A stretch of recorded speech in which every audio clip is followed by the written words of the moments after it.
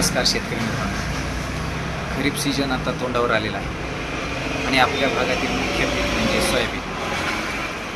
या पिकाची आपल्या जमिनीच्या पोतानुसार, आपल्या सभोवतालच्या वातावरणानुसार आणि आपलं पुढचं पीक कोणतं घ्यायचे यानुसार योग्य त्या वाहनाची निवड करणं गरजेचं आहे. त्यासाठी आपण काही मुख्य सोयाबीनच्या वाहनाची आपण काही माहिती घेऊया. आपली पहिली व्हरायटी आहे GS 335. साधारणतः 95 दिवसाच्या आसपास ही व्हरायटी परिपक्व होते. तांबेरा रोग असेल किंवा चक्रीभुंगा असेल यासाठी प्रतिकारक्षम व्हरायटी आहे. याच्या शेंगा उशिरा फुटतात. या व्हरायटीपासून आपल्याला साधारणतः 10 क्विंटलच्या आसपास उत्पन्न मिळू शकते. यानंतर आहे GS 9305. ही व्हरायटी साधारणतः 90 ते 93 दिवसाच्या आसपास परिपक्व होते.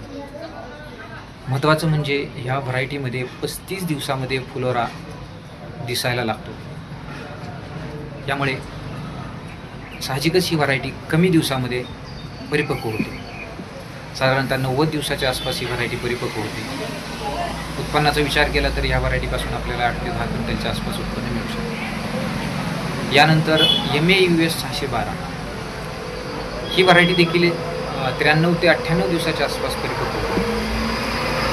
एकदम प्रतिकूल वातावरण असेल म्हणजे अति कमी पावसाचा कालावधी असेल किंवा चिबट जमीन असेल तर अशा वेळेला ही व्हरायटी आपल्या शेतामध्ये तग धरून राहते.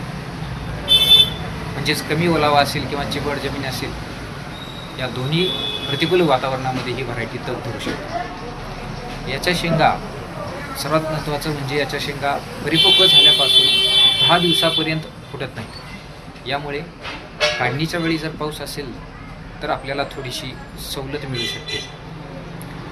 या व्हरायटीपासून देखील 10 ते 12 क्विंटलच्या आसपास उत्पन्न मिळू शकतं.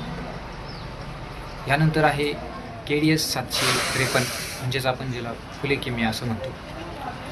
ही व्हरायटी देखील साधारणतः 95 ते 100 दिवसाच्या आसपास परिपक्व होती. ही व्हरायटी मर असेल किंवा तांबेरा असेल किंवा पिवळा मोझॅक व्हायरस असेल यासाठी प्रतिकारक्षम व्हरायटी आहे. या व्हरायटीच्या झाडाचा आकार साधारणतः मोठा असल्यामुळं या व्हरायटीला फुटवा जास्त असतो. त्यानंतर या व्हरायटीपासून फुटवा जास्त असल्यामुळं आपल्याला उत्पन्न जास्त मिळू शकतं. तेलाचा उतारा देखील या व्हरायटीमध्ये 16 ते 18 पर्यंत मिळू शकतो. आपल्याला 18% तेलाचा उतारा मिळू शकतो. आणि ही व्हरायटी सर्वात जास्त म्हणजे 10 ते 14 क्विंटलपर्यंत आपल्याला उत्पन्न देऊ शकतो. यानंतर KDS मधलीच दुसरी व्हरायटी आहे 992, ज्याला आपण फुले दुर्वा म्हणतो. ही व्हरायटी देखील साधारणतः 100 दिवसाच्या आसपास परिपक्व होते. हार्वेस्टरनं काढणी करायची असेल तर ही व्हरायटी आपल्याला उपयुक्त ठरेल. या व्हरायटीपासून देखील 10 ते 12 क्विंटलच्या आसपास आपल्याला उत्पन्न मिळू शकते. यानंतर आहे गोल्ड 3344. बहुतांशी शेतकरी ह्या व्हरायटीचा वापर करतात.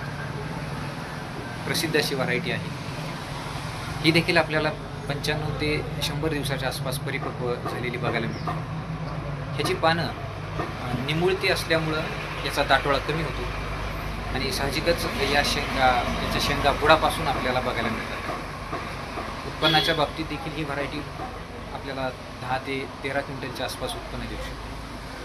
सर्वात महत्त्वाचं म्हणजे याच्या ज्या शेंगा आहेत यातल्या 60% शेंगा आपल्याला 4 दाणे असलेल्या बघायला मिळतात. त्यानंतर पुढची व्हरायटी आहे चेतक. तत्तेरीची चेतक ही व्हरायटी आहे. सर्वात कमी कालावधी म्हणजेच 80 दिवसाच्या आसपास परिपक्व होणारी व्हरायटी आहे.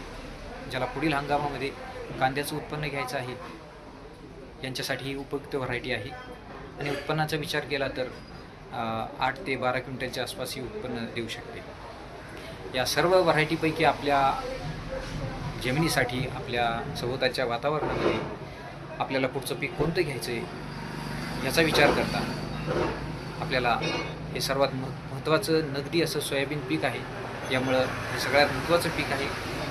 तर यापैकी आपल्याला पोषक अशी व्हरायटी निवडून आपल्या उत्पन्नात जास्तीत जास्त भर कशी घालता येईल याचा विचार करून शेतकऱ्यांनी ह्या व्हरायटीची निवड करायची.